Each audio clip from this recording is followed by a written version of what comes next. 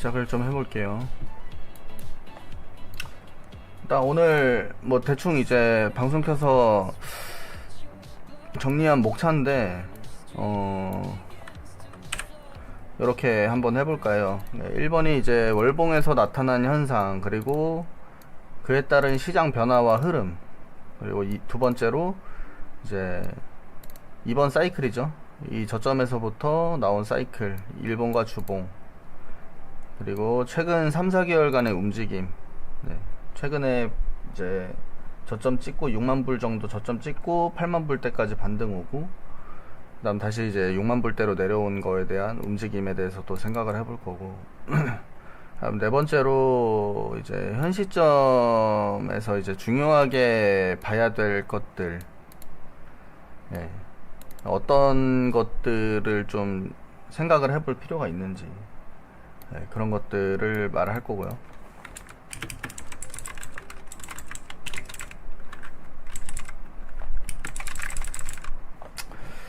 그리고 이제 향후 계획은 어떻게 가져갈 건지, 뭐 그런 것들도 얘기를 할 거고요. 그리고 향후에 이제 어떤 마인드셋을 가지고 가야 되는지, 그러니까 내가 이 시장에서 다시, 그러니까 지금 어쨌든 코인파는 주식판이랑 다르게 시장이 이제 좀 반년 정도 됐죠. 하락을 한지 한 7개월, 8개월 정도 됐잖아요. 반년이 넘었잖아요. 사실 이제 최근에 주식장의 화랑에 비해서 코인파는 이제 전체적으로 많이 좋지 않았기 때문에 반년 넘게 이 이후에 어떤 마인드를 가지고 접근을 해야 할까, 뭐 그런 거에 대해서, 그러니까 살아남기 위해서 시장에 어떻게 접근을 하는 게 좋을지, 뭐 거기에 대한 제 생각을 또 말씀드릴 거예요. 그래서 1번부터 시작을 좀 해보면, 자, 이제 월봉에서 나타난 현상, 그리고 그에 따른 시장 변화 흐름. 이제 뭐 말이 뭐 시장 변화 흐름 뭐 이런 건데, 그냥 이제 뭐 늘 얘기했던 거예요. 월봉에서 이제 총 정리를 해보면,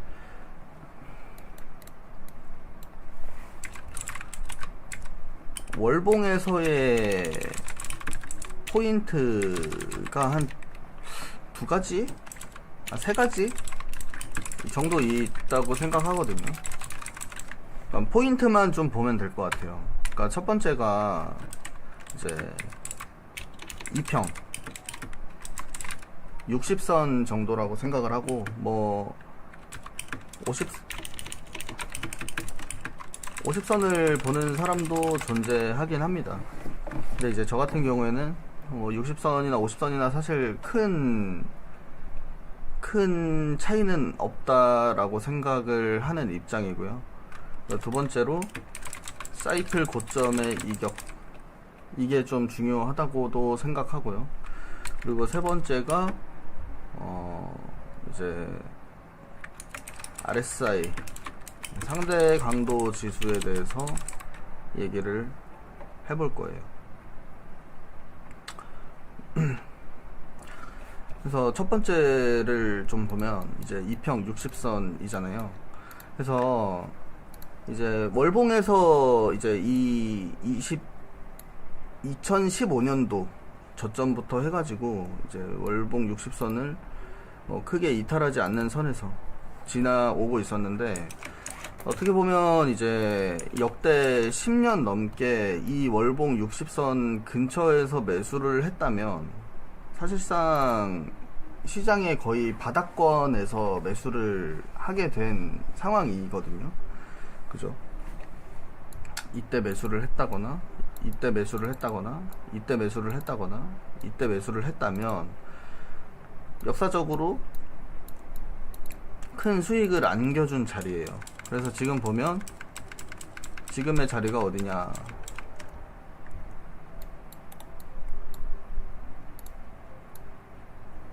지금의 자리도 월봉 60선입니다.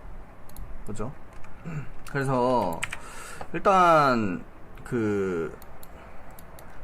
지금 상황을 보면 이제 월봉 60선의 지금 현재 특징이 뭐냐면 시간이 거듭될수록 이 자리가 긁히는 자리가 되면서 점점 이제 이때부터 보면 사실 이때는 월봉 60선에 대한 패턴이 없었잖아요. 그래서 이때는 제외하고 이때부터 보면 점점 이 월봉 60선을 터치 혹은 이탈까지 가져가는 모습이에요. 그래서 이번 하락장에 과연 이 월봉 60선 부근이 매수 자리가 될 거냐 안 될 거냐 이제 그런 상황인데, 보통 이제 강세론자들 같은 경우에는 이번에도 그럴 거다라고 얘기들을 많이 하면서 지금 자리는 매수 자리다, 공격적으로 매수를 해야 될 자리다 라고 생각하는 사람도 되게 많은 걸로 알고 있습니다. 그죠? 이렇게 봤을 때는 지금 자리 저점 비슷한 자리네, 역사적으로 봤을 때 기회의 자리였으니까 지금부터 분할 매수하면 되겠다 이렇게 생각하는 사람도 많을 거예요. 뭐 물론 이제 거기에 대해서 저도 틀린 말은 아니라고 생각해요. 네, 틀린 말은 아니라고 생각을 합니다. 그래서 지금 현재 이제 2평 60선 이 특징에 대해서 한번 얘기를 했고, 이 특징과 더불어서 이제 저는 이제 어떤 생각을 가지고 있는지는 이제 3번까지 얘기를 하고 나서 말씀을 드릴 거고, 두 번째로 이번 사이클, 그러니까 10년 동안 10년이 넘는 시간 동안 이 고점에 대한 이격을 한번 봐야 되는데, 이거는 어디서 좀 많이 보셨을 거라고 생각을 해요. 고점의 이격. 자, 월봉에서의 고점 이격이 요렇게 나와 있거든요. 이 고점의 이격이 한 사이클이 거듭될수록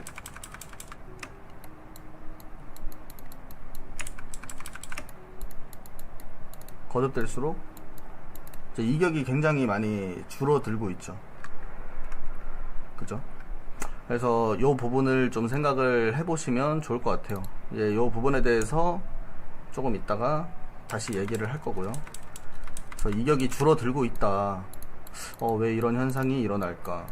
그러면 이런 현상이 일어났을 때 어떤 걸 조심을 해야 될까? 자, 여기까지 한번 머릿속에 넣어두시면 좋을 것 같고요. 세 번째로 이제 RSI와 상대 강도 지수예요. 이게 RSI와가 아니라 RSI가 상대 강도 지수죠. 상대 강도 지수를 보면 아까 얘기했던 2평과 좀 흡사한 부분들이 있어요. 60선을 봤을 때 어떻게 됐어요? 이 하단 자리가 역사적으로 다 매수하기 혹은 매집하기 좋은 구간이었죠. 그리고 지금 자리를 보면 지금이 딱 그 자리에 위치해 있습니다. 네. 지금 자리도. 그래서 아까도 얘기했지만 이제 60선을 기준점으로 보는 사람들의 경우에는 야, 이거 월봉에서도 큰 기회가 왔다. 아직 강세 자체는 비트코인 기준에서 깨지지 않았다. 이 강세라고 하는 건 이 사이클 자체거든요. 이 10년 동안 지속된 사이클 자체의 강세가 아직은 깨지지 않았다라고 보고 있는 사람들이 되게 많아요. 저 또한 그렇게 생각합니다. 아직은 완벽한 강세 자체는 10년 동안 지속된 전체의 사이클 자체의 강세 자체는 끝나지 않았다. 이렇게 생각은 하고 있어요. 근데 이제 현 시점까지는 월봉에서 볼 때 현 시점까지 강세 사이클 자체는 무너지지는 않은 상태예요. 냉정하게 말하면.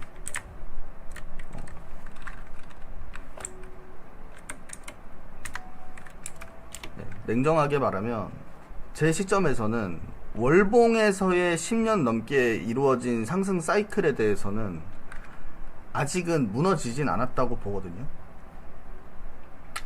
근데 이제 제가 판단을 했을 때는 이제 이 이격에서의 문제가 좀 있다고 생각을 해요. 그러니까 이번에 제가 그런 얘기를 많이 했잖아요. 이번 사이클, 이번 하락장 사이클은 진짜 조심을 해봐야 될 수 있겠다.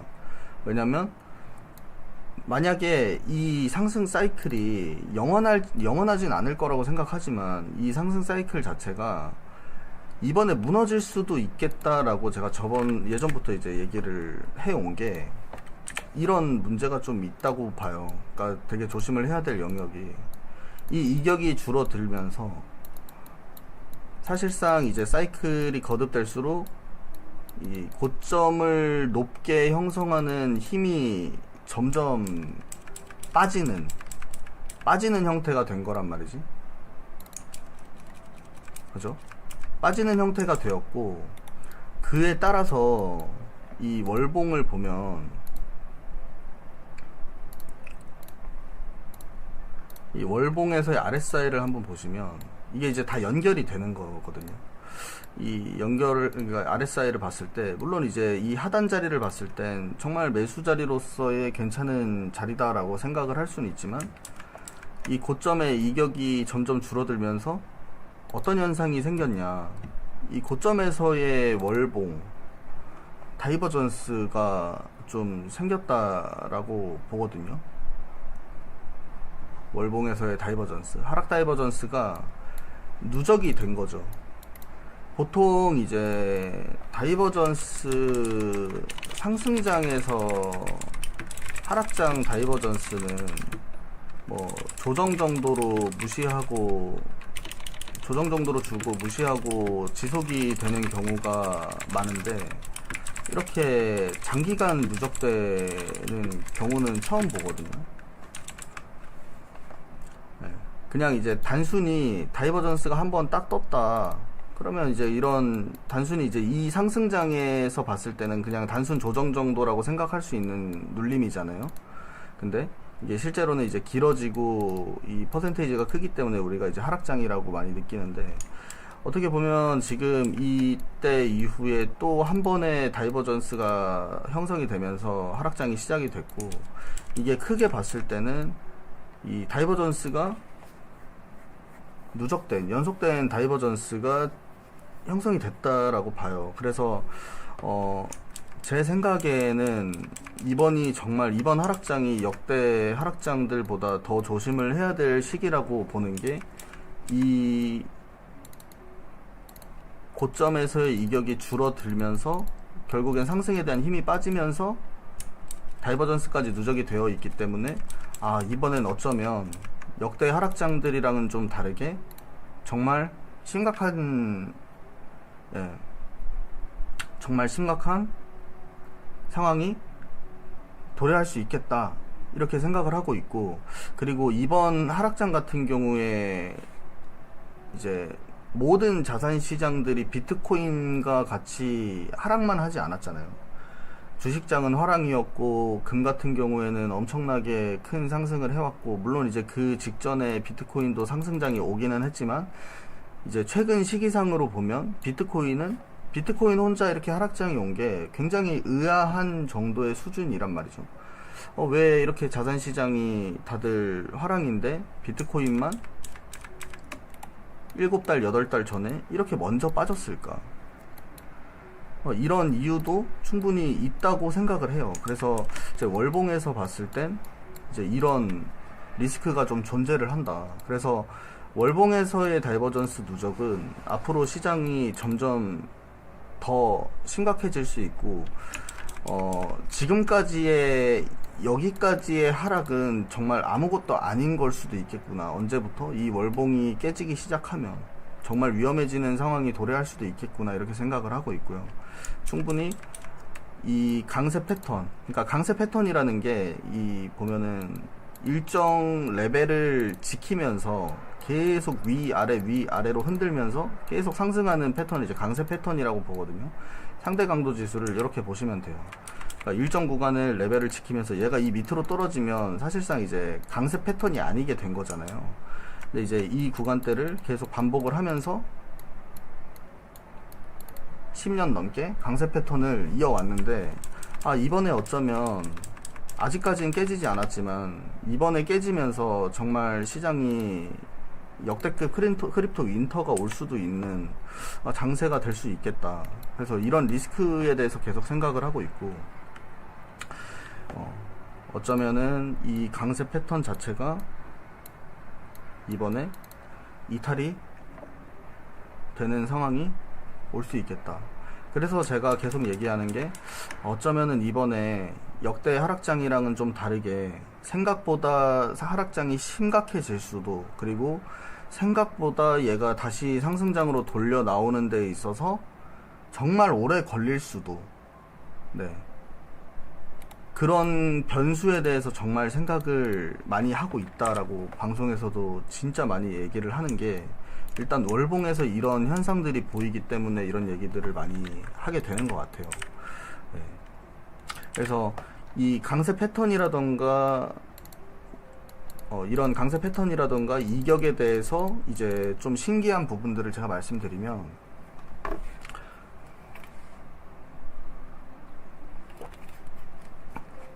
주봉에서도 보면은요, 이와 비슷한 현상이 있어요. 참 신기하죠. 그러니까 프랙탈은 아닌 거 아니야. 근데 프랙탈로 보기보단, 프랙탈의 관점에서 보기보다는 이제 전반적인 흐름에서 한번 주봉을 보세요.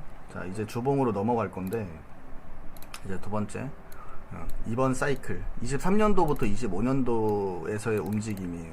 이거를 이제 주봉을 볼게요.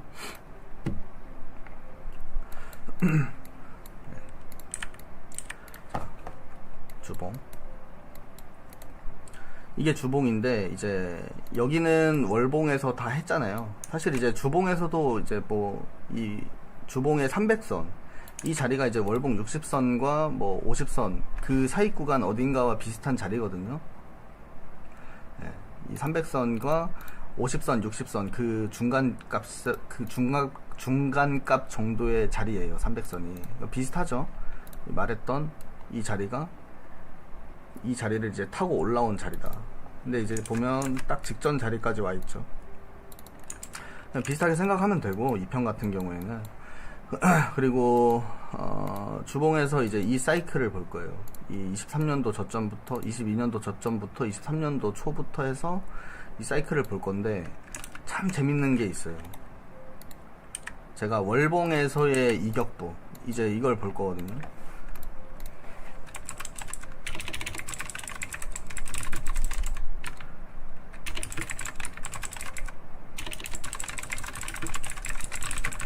월봉에서의 흐름과 이번 사이클 주봉에서의 흐름, 이거를 보면은 참 재밌는 걸 봤거든요. 한번 얘기를 한 적이 있는데, 고점에서의 이격을 한번 봅시다. 자, 여기서부터 반등이 시작이 되죠. 그래서 반등의 고점을 보면은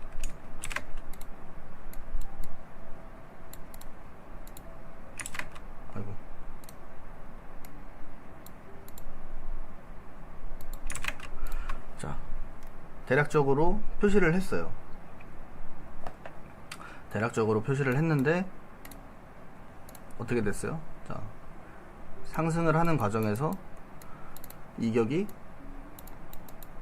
고점에 대한 이격을 보세요. 고점에 대한 이격이 줄었죠. 근데 그 말은 이 상승의 힘이 점점 약해지고 있죠. 고점을 갱신을 하는 힘이 약해지잖아. 그러면서 어떻게 됐어요? 이거 한번 보세요. 다이버전스가 누적이 됐죠. 주봉에서도. 그러니까 아까 월봉에서 얘기한 흐름, 그리고 주봉에서 얘기한 흐름을 보면 흐름 자체가 굉장하게 비슷하게 흘러가고 있죠. 그러면서 이제 여기서 어떻게 됐냐? 하락장이 시작이 됐죠. 근데 또 재밌는 사실은 이것뿐만 아니라 아까 월봉에서의 나타난 흐름과 주봉에서의 나타난 흐름이 거의 일치해요. 뭐가 일치하냐면, 아까 월봉에서 뭘 얘기했었죠? 이 이격, 그 다음에 이 RSI 봤죠? RSI 다이버전스. 그리고 또 뭘 봤냐, 이 RSI의 하단 자리를 봤죠. 강세 패턴. 자, 우리가 여기서부터 시작을 해가지고 이제 반등의 고점이 이어가면서 어떻게 됐어요? 여기서부터 이제 강세가 시작이 된 거잖아요. 그죠? 강세가 시작이 됐어요. 그리고 아까 얘기했던 게 상대 강도 지수에서 강세 패턴을 이어가려면 일정 레벨을 지켜줘야 된다고 얘기를 했잖아요. 근데 어떻게 됐어요? 지켜주죠. 그러다가 이탈이 되면서 이 강세가, 이 사이클이 마감이 되잖아요. 여기까지는 이해가 됐죠. 일정 레벨이 이제 이탈이 된 거예요. 이때부터. 언제부터? 이때부터. 그러다 보니까 추가적으로 하락장이 오고 시장의 힘을, 동력을 잃어버리게 된 상황인 거고. 근데 또 재밌는 사실이 뭐냐, 월봉에서의 60선이었는데 이번엔 주봉에서의 60선이에요. 여기를 지켜가면서 올리다가 이제 이 근처에서 반등은 주지만 결국엔 어떻게 됐어요? 여기서 근처에서 반등은 줘요. 근데 이탈이 됐죠.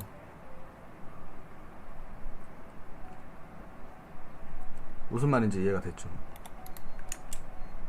그래서 이제 참 신기하긴 하지만 이제 전반적인 흐름으로 봤을 때 월봉에서의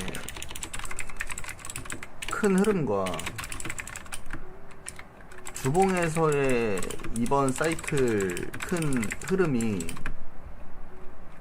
크게 다르지 않고 비슷하게 흘러간다는 점에서 참고할 만해요. 네.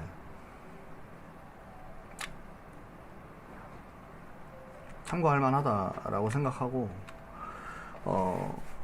지금 이번 사이클 주봉과 전체적인 월봉에서의 흐름 자체가 굉장히 유사하게 진행이 되고 있다라고 생각을 하거든요. 그래서 뭐 프랙탈 이런 느낌보다는 이런 상황이 왔기 때문에 그러면 우리가 생각을 해야 될 건 이 전체적인 월봉에서의 사이클 자체가 한번 끝날 수 있겠다. 그리고 이 전체적인 10년 동안의 사이클이 리셋이 되고 그 다음 사이클이 올 수 있겠다. 그러면 여기서 생각을 해야 될 건 뭐냐, 시장 끝났네가 아니에요. 결국엔 긍정적으로 생각을 해볼 수 있는 영역은 뭐냐면, 이번 사이클이 끝나고 이번 사이클 자체가, 이 사이클 자체가 마감이 되고 뭉개지면 이 다음 사이클이 왔을 땐 정말 역대급 기회가 될 수도 있다라고 저는 생각해요. 저는 역대급 기회가 올 거라고 생각을 하고 그 기회를 잡아보려고 노력을 좀 많이 해볼 거예요. 그래서 그렇게 좀 긍정적으로도 생각해 볼 여지는 있다. 다만 이번 전반적인 사이클이 뭉개지고 새로운 사이클을 형성을 하기 위해선 굉장히 오랜 시간이 걸릴 수 있다는 그 정도는 생각을 해볼 만하지 않나.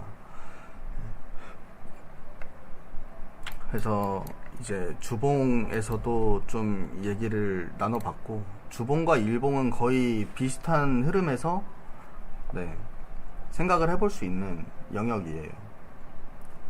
주봉과 월봉에서. 그리고 이제 주봉까지 했죠. 사실 이제 일봉, 일봉은 사실 뭐 볼 거는 크게 없는 것 같거든요. 이제 일봉도 사실 이제 비슷한 영역이에요.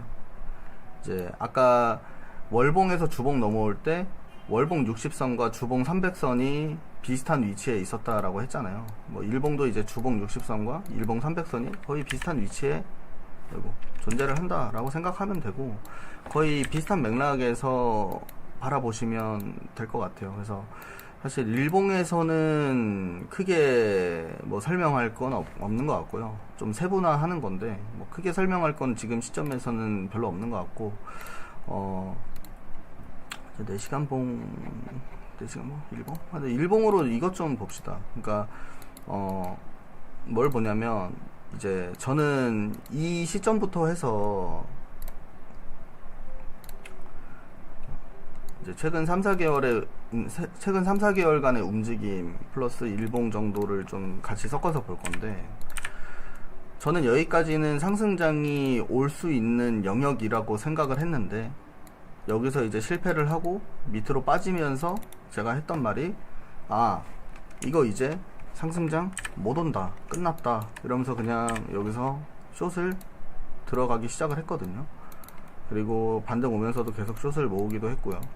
왜 그렇게 생각을 했냐면, 아까도 말했다시피 60선을 이탈을 함에 있어서 얘가 트랩의 가능성, 그리고 다시 올라와서 상승장이 올 수 있는 가능성에 대해서 고려를 해봤던 거고, 이제 아까도 말했지만 이 주봉의 60선에서 이 정도 수준의 이탈은 확정 이탈로 보기는 좀 어려울 수도 있겠다.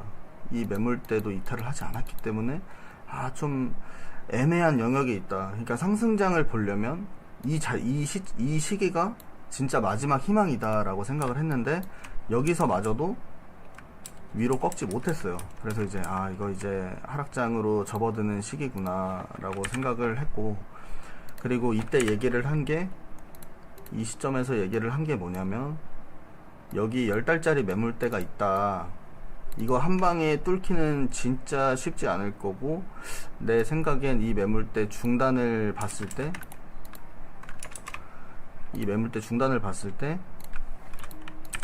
이 상단부 어디선가 멈추지 않을까, 뭐 이런 얘기를 했었잖아요. 근데 이제 생각보다 오버슈팅이 나오면서 이 중단 기점으로 했을 때 이 하단 자리까지 꼬리가 달린 상황이었고, 이런 얘기를 했어요.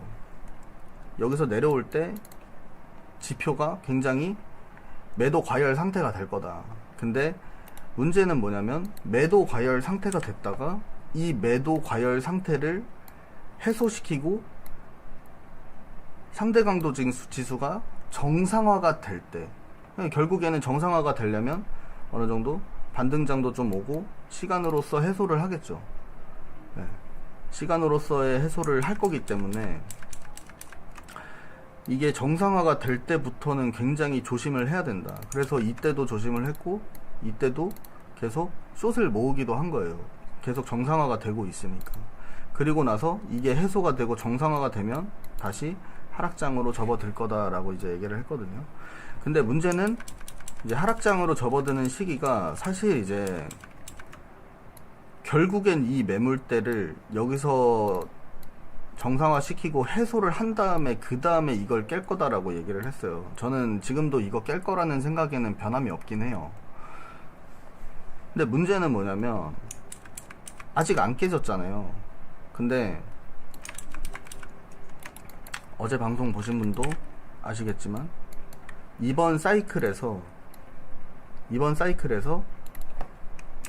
이 매물대에 가장 많이 물량들이 몰려 있을 거예요. 10달짜리 매물대거든요. 매물대가 이번 상승장에서 가장 오래 지속된 매물대가 여기에요. 굉장히 크고 길게, 그러니까 이제 죄송합니다. 크고 길게 유지가 된 매물대란 말이에요. 근데 문제는 이 매물대가 깨졌을 때 과연 시장은 어떻게 될 것인가를 한번 생각을 해봐야 돼요. 이 매물대가 과연 깨지면 시장은 어떻게 될 수 있는지를 한번 생각을 해보면, 자, 이번 상승장에서 가장 많은 매물들이 몰려있는 곳, 그러면 이 자리가 깨졌을 때 밑에 뭐가 있는지를 봐야 될 거 아니에요. 여기에 뭐가 있죠? 아무것도 없어요. 아무것도. 그래서 제가 바라보는 그 이 매물대가 깨졌을 때 나올 수 있는 현상은 이 매물대가 깨지면서 현물 패닉장이 시작이 될 거다라고 생각을 하거든요. 시장이 여기서 여기까지 내리는데 굉장히 빨리 내리기도 했잖아요. 근데 이것보다 더 속도가 심각해질 거라고 생각해요. 그러니까 이제 한 번씩 이제 겪는 뭐 이런 장이 있잖아요. 한 번씩 겪는 이제 이런 장들, 이런 속도감이 붙는 장들. 그러니까 뭐 받아주는 거 없이 그냥 다이렉트로 꽂아버리는 이런 상황들, 이런 것들 있죠. 단기간에 굉장히 세게 꽂아버리는. 그러니까 이거를 보면은 여기에 매물대가 이탈이 되는 순간 여기에서 받아줄 물량이 없기 때문에 어떻게 돼요? 시장이 그냥 다이렉트로 내려버리잖아요. 단기간에. 이런 현상이 충분히 나올 수 있는 자리라고 생각을 해요. 나올 수 있는 자리. 다만 이제 보면 뭐 이런 시기에도 여기서 이제 버팅기다가 빵 쏟아버린 것처럼 이제 언제 어느 시기에 터질지는 그것까지는 알지 못하지만 지금의 시기로 봤을 때, 지금의 움직임으로 봤을 때 얘가 6월달이나 7월달에는 이 매물대를 뚫고 이런 움직임들이 충분히 나올 걸 고려를 해야 된다라고 보고 있어요. 네. 그래서 저는 결국엔 이 10달짜리의 이번 사이클에서 가장 많이 몰려있는, 매물이 많이 몰려있는 이 매물대가 결국엔 깨지면서 패닉 장세가 올 거라고 생각하고, 이 매물대가 결국엔 아직은 깨지진 않았단 말이죠. 깨지진 않았기 때문에 시작은 됐다고 생각을 안 해요. 근데 저는 개인적으로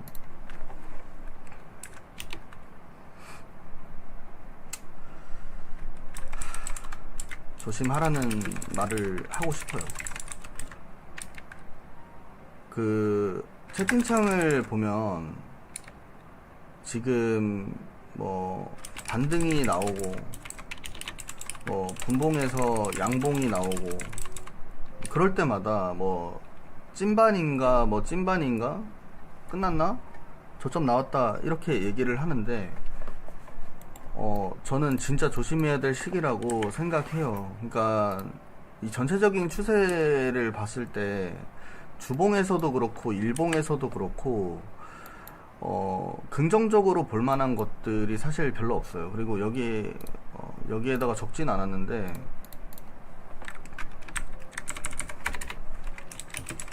거시 쪽도 생각을 해봐야 돼요. 그러니까 거시 쪽에는 뭐가 있냐면 이번 4월달에 반등장이 온 이유가 저는 전쟁 관련 재료 뭐 종전, 휴전 때문이 아니라 생각해요. 그러니까 TGA 이 잔고라고 해야 되나 그런 것들을 보면 5월에 유동성 일부 완화를 시켜요. 근데 희한한 거는 6월에서 7월 달에는 완화한 걸 다시 다 뺏어가요. 흡수를 해버리는 거예요. 보면 이제 5월달 유동성 완화를 한다라고 하고 나서 4월달부터 이제 반등장이 오죠. 어느 정도 선반영이 돼서 기대감에. 근데 이 한 달 정도, 한 달가량 반등장을 주고 나서 이제 6월달에 접어들기 시작하니까 다시 이제 완화한 거를 다시 이제 흡수를 할 거 아니에요. 그 시기가 되니까 다시 어느 정도 5월달 중순부터 선반영이 되기 시작했단 말이죠. 그래서 제가 이 얘기를 진짜 많이 했었는데 방송에서도 저는 이게 좀 중요하다고 생각해요. 그리고 이제 뭐 금리 관련된 얘기도 되게 많이 나오는데 이 금리 정책도 굉장히 올해 혼란스럽다 라는 거를 알 수 있거든요. 왜냐면 작년에 올해 인하의 가능성을 굉장히 높게 봤고 인하냐 동결이냐 쪽이었는데 지금은 동결이냐 인상이냐 쪽으로 지금 기울고도 있단 말이죠. 그러니까 올해 어떤 현상이었냐면, 사실 이런 현상이 진짜 흔하지 않다라고 생각을 해요. 올해 희한한 게 인하냐, 동결이냐, 인상이냐, 이 세 개가 다 있었단 말이지. 그러니까 이런 정책에 관련해서도 굉장히 혼란스러운 한 해였다라고 생각을 해요. 혼란스러웠다. 그래서 뭐 이제 거시 쪽으로 봐도 굉장히 이제 지금 당장 코인판에 이게 좋은 영향을 줄 만한 게 사실 찾아보기 힘들기도 하고, 뭐 기술적 분석이든 기본적 분석이든 뭔가 그냥 조심해야 될 시기가 맞다라고 생각을 해요. 그러니까 공격적으로 뭔가를 하려고 하기보단 이제 내가 이 시장에서 죽지 않아야 된다 쪽으로 생각을 좀 바꿔먹는 게 맞지 않나라는 시점이거든요. 그래서 기회는 분명히 올 거고 어디선가 매수는 해야 되는데, 일단 지금 시기는 내가 공격적으로 하기보단 살아남는 데 포커스를 맞춰야 된다라고 저는 보고 있어요. 그래서 거시 쪽으로도 이렇게 좀 간단하게 정리를 해봤고요. 뭐 TG에 관련해서는 이제 형님들이 서칭 해가지고 한번 찾아보세요. 이런 것도 이제 찾아보면 뭐 나름대로 재미있고 공부되니까 한번 찾아보시면 좋을 것 같고요.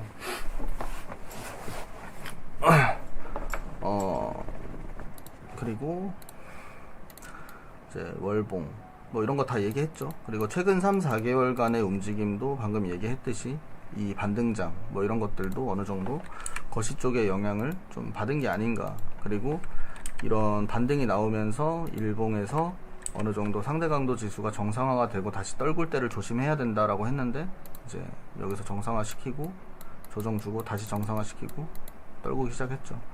그래서 이게 만약에 하락장이 아니라면 형님들, 이게 하락장이 아니었으면 애초에 매도 물량이나 매도의 압력이 여기서 이렇게까지 세게 나오지 않았을 거라고 생각해요.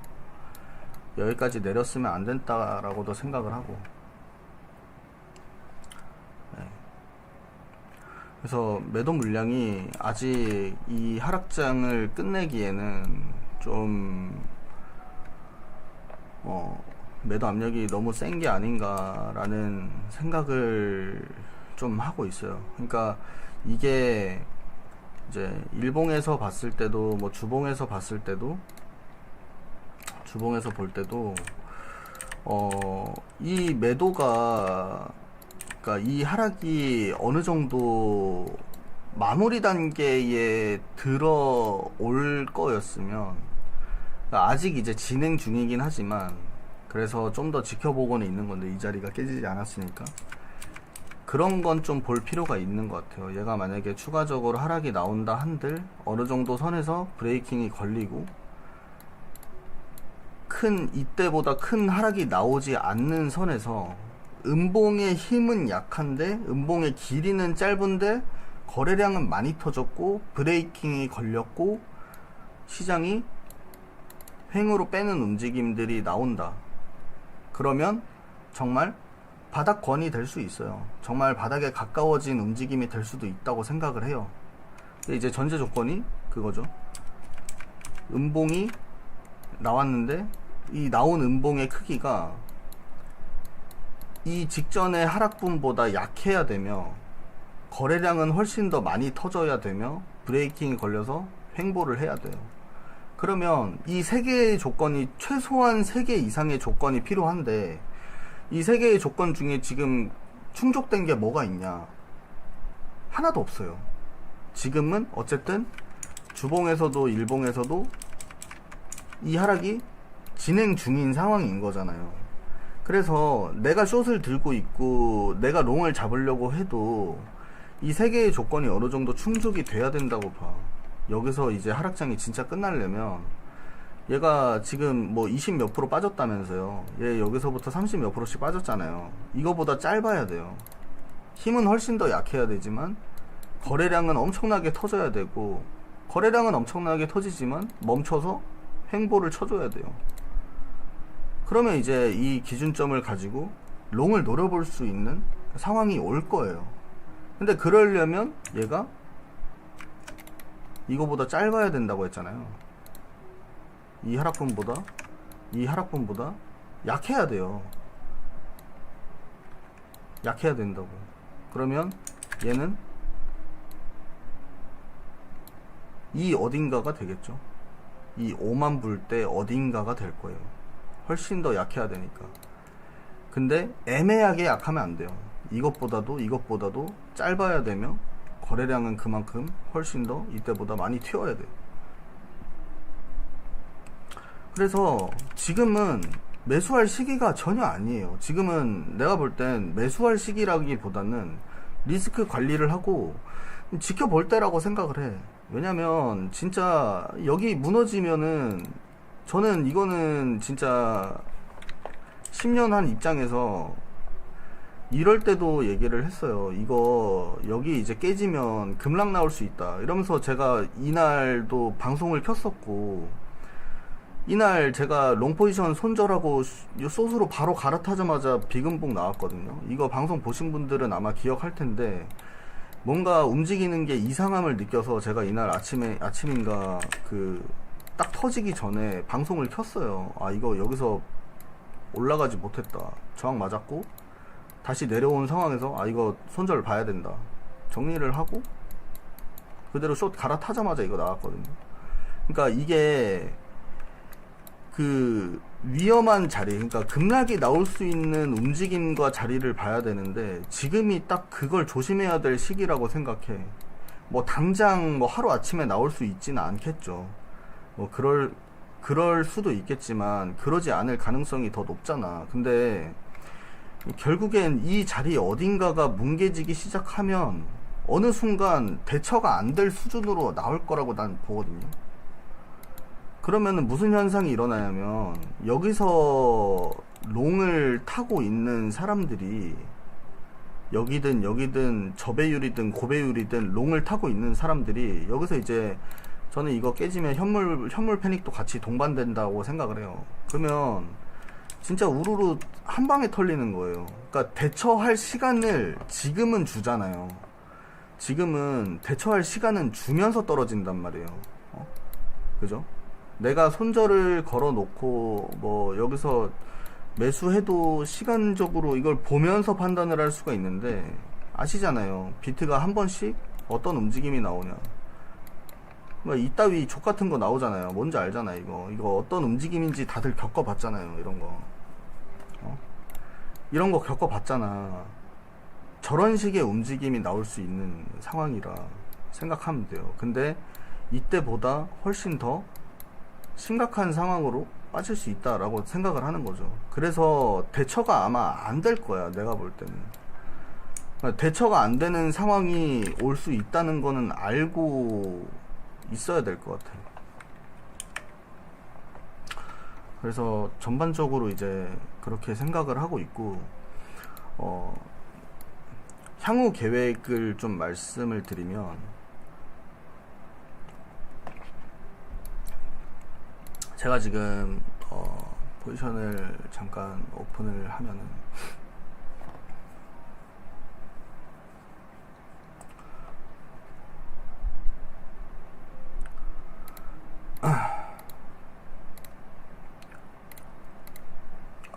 지금 포지션을 이렇게 들고 있고, 이건 이제 단타 포지션이고, 이거는 이제 뭐 신경 안 쓰셔도 되고 단타니까.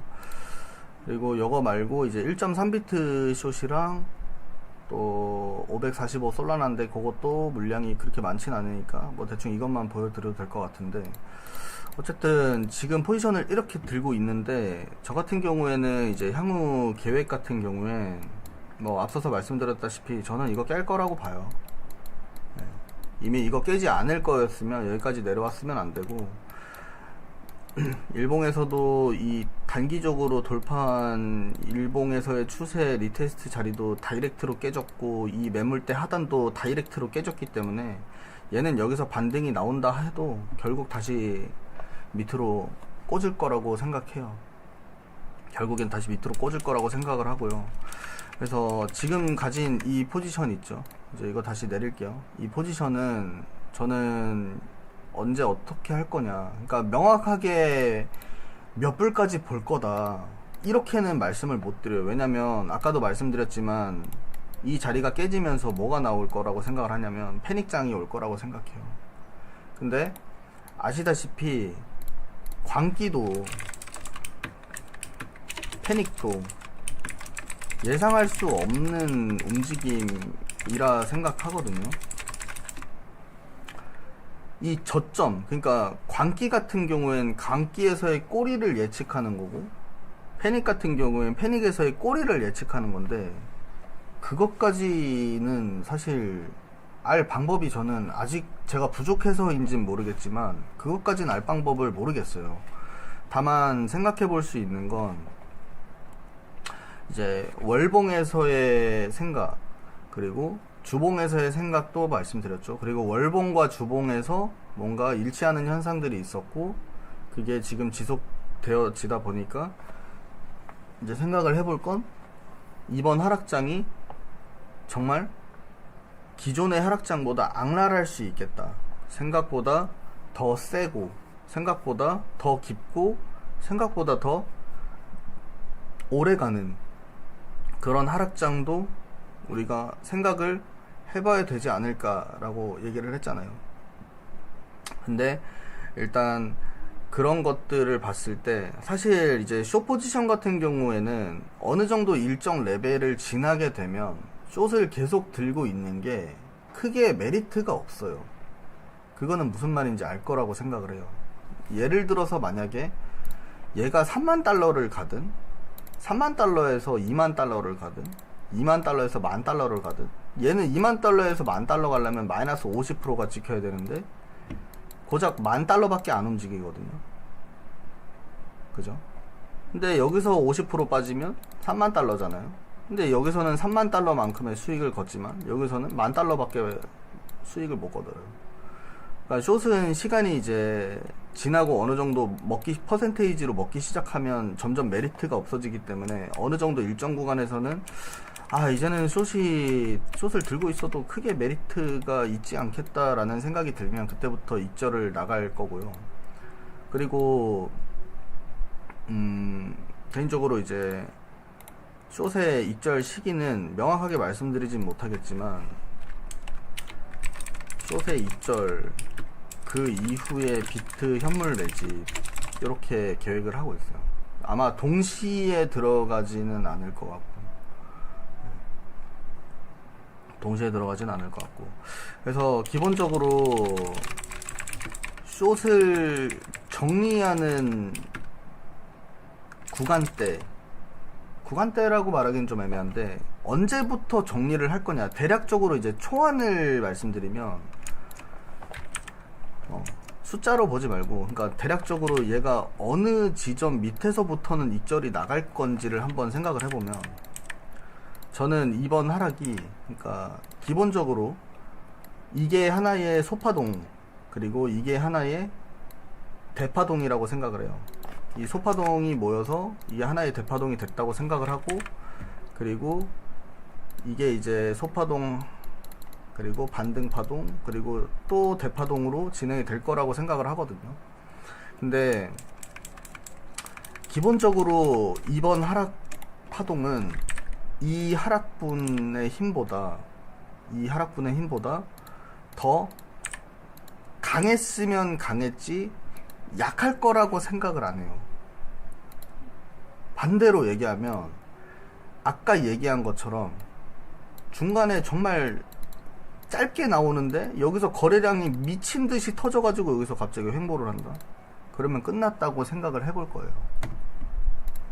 근데 저는 일단 그렇게 생각하지 않고, 그런 상황이 오면 이거 좀 숏에 대한 생각을 바꿔야겠다라고 제가 말씀드릴게요. 근데 지금은 진행 중이기도 하고 그런 상황이 조건이 충족이 되지 않았기 때문에 저는 기본적으로 초안 자체를 이제 이 힘보다 더 강한 힘을 가진 하락이 진행이 될 거다라고 생각하고, 라이브에서도 말씀드렸듯이 이 자리 밑에 어딘가에서 숏을 익절을 하게 될 것 같고, 어딘가에서 비트 매집을 시작할 것 같아요. 그렇게만 알고 계시면 돼요. 그래서 정확히 어디다, 여기다, 여기다, 여기다 라고 말을 할 수는 없을 것 같고, 왜냐면 제가 가장 우려하는 게 이제 월봉에서의 사이클이 끝나고 새로운 사이클을 만들기 위한 과정이 굉장히 힘들고 지치고 굉장히 깊고 오래 걸릴 수가 있다라고 생각을 하고, 그런 변수들이 너무나도 많기 때문에 이번 하락장 같은 경우에는 정확히 어디다라고 말을 하진 못할 것 같아요. 정말 재수 없으면 이 저점 또한 위협받을 수 있다라고도 생각하고 접근을 할 거예요. 그러니까 야 이씨 무슨 뭐 15,000불을 위협한다고?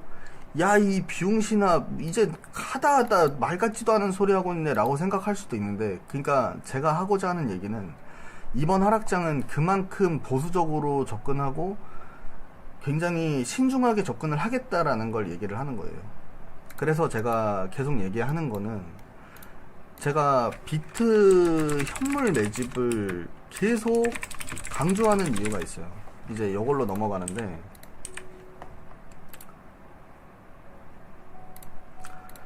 향후 계획에서 마인드셋으로 넘어갈 거예요. 제가 이번에 하락장이 지속이 되고 크게 나오면 비트 현물을 하겠다, 이걸 계속 강조하는 이유가, 정말 이번 장 많이 어려울 것 같고 생각보다 심각해질 수 있다 생각하고, 생각보다 훨씬 오래 걸릴 수 있다고 생각하고, 레버리지들이 정말 살아남기 힘든 환경을 만들 것 같아서, 이 월봉 프레임에서 많이 느껴져서 네. 물론 이제 저도 비트 현물 매집을 하면서 레버리지도 운영을 할 거고, 레버리지도 운영을 하면서 레버리지도 정말 기회를 잘 잡아볼 생각이긴 한데, 이게 현물 비트가 아니면 살아남기가 정말 힘들 수도 있겠다라는 생각을 진짜 많이 하고 있어요.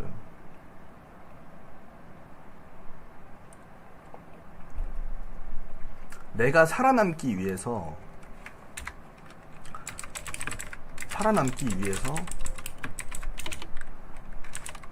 반드시 해야 할 행위 중 하나가 현물 비트로 접근하기, 이거라고 생각하거든요.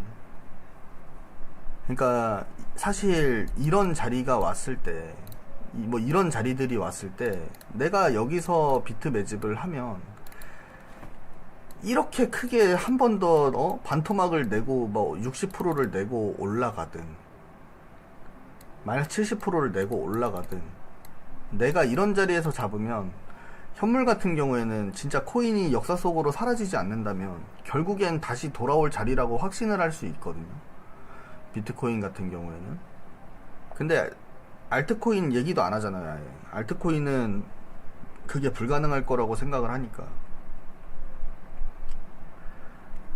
그래서 현물 비트에 대한 이 강조를 되게 많이 하는 이유가 이런 이유들이 정말 많을 거라고 생각해. 그리고 이 레버리지를 썼다가 후회하는 상황이 나올 수도 있을 거라 생각해. 예를 들자면 레버리지를 여기서부터 모아갔는데 이거에 청산당하고 이렇게 상승장이 오는 상황이 나왔다고 생각을 해봐요. 내가 여기서 잘 살아남아가지고 여기서 조금만 버티면, 조금만 기다렸으면 되는데 참지 못하고 여기서 레버리지 쓰다가 전재산 싹 다 갈리거나 거의 다 갈렸는데 상승장이 왔다고 생각해봐. 이거만큼 끔찍한 상황이 없어요. 그래서 얘기를 하는 게, 그런 상황이 절대 오면 안 되기 때문에. 이미 저는 한번 겪었잖아요. 이걸 한번 겪고 나니까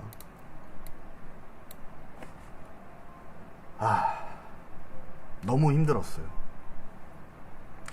이거를 다시 억대에서 이 두 자릿수 억대를 이제 이번에 다시 올라왔는데, 이 과정도 굉장히 힘들고, 그리고 내가 다시 세 자리까지 가기 위해서 이 얼마만큼의 고통이 수반되는지를 너무나도 잘 알기 때문에, 너무나도 잘 알잖아요. 제가 직접 경험을 하고 있으니까. 그걸 알기 때문에 내가 다시 밑바닥까지 떨어지는 일을 만들지는 말아야겠다 라는 생각이 강하게 들더라고요. 그래서 이번에 생각한 건, 이번 숏은 어느 정도 이제 정리가 들어가면 반드시 현물 비트로 접근을 해야겠다. 이 풀 레버리지 쓰면 안 되겠다. 물론 이제, 야, 그러면 너 무조건 현물 비트로만 존버할 거야? 라고 하는데, 그렇진 않아요. 대부분을 현물로 접근을 하겠지만, 레버리지도 기회를 봐서 계속 노릴 거예요. 계속 노리긴 할 거예요. 그래서, 이제 향후에는 현물 비트가 주가 될 거고요. 그리고 레버리지도 같이 운영할 겁니다. 근데 이제 레버리지 중에서는 이제 방송간 단기 거래, 그리고 23년도 저점 잡은 것처럼 시기와 자리를 봐가면서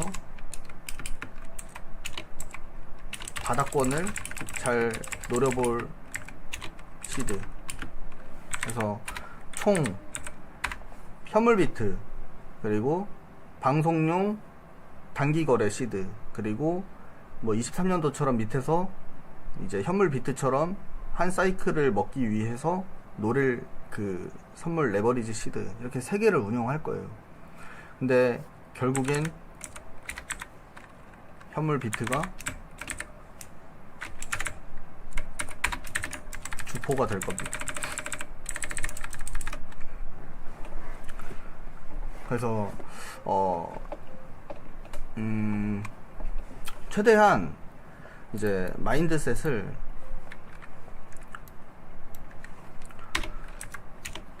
이번 하락장에서 마인드 세팅을 이 살아남자 쪽으로 잡으시는 게 좋을 것 같아요.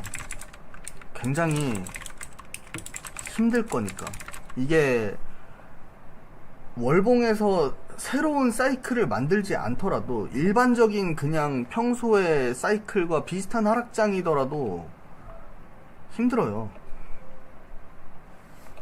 형들 뭐 알잖아요. 이거 하락장 겪어보신 형님들은 제가 무슨 말 하는지 알 거예요. 그러니까 이런 하락이, 마지막 하락이 이렇게 나온다고 해도, 마지막 하락이 이렇게 세게 나온다 해도 얘가 바로 올라가질 않아요. 몇 달을 기어다닙니다. 몇 달을 기어다녀요. 이런 하락이 나와도 얘가 이렇게 올려서 다시 돌려서 올려보내는데 몇 달이 걸려요. 네. 정말 몇 달이 걸리기 때문에 오랜 시간 동안 더 고통을 받아야 되고, 그 안에서 또 살아남아야 된다니까.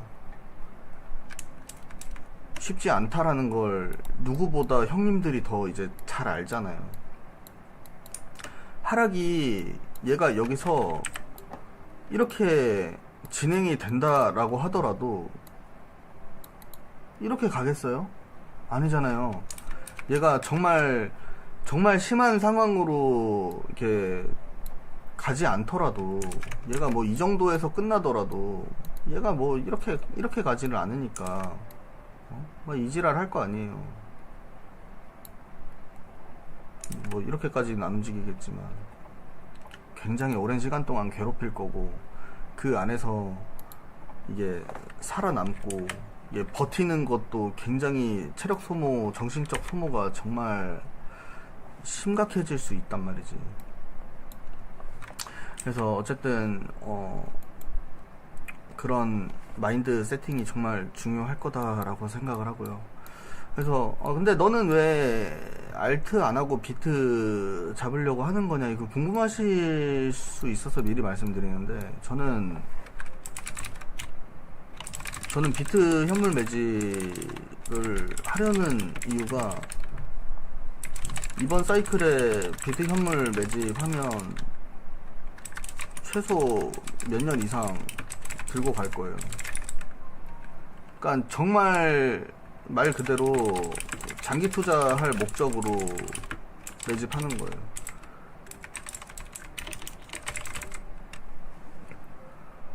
네. 저는 코인판에서 저는 장기 투자할 수 있는 종목 뭐 있냐 라고 물어보면 비트코인 하나 있다고 생각해서요.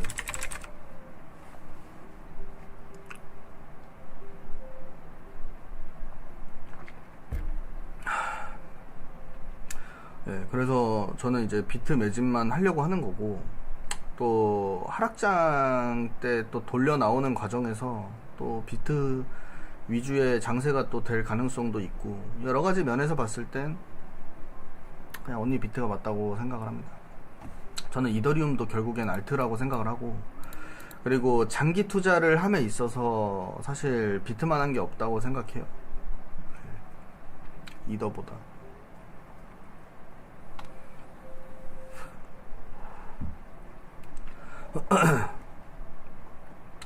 그렇게 정리를 좀 해드리고 싶네요. 전반적으로 빠진 게 뭐 있겠죠? 뭐 제가 얘기를 안 한 부분도 분명 있을 것 같기는 한데, 뭐 그런 부분이 있다면 라이브에서 뭐 생각날 때마다 말씀드릴 거고,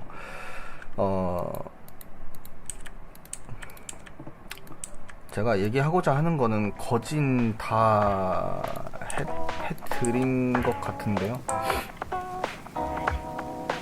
뭐 그렇다고요.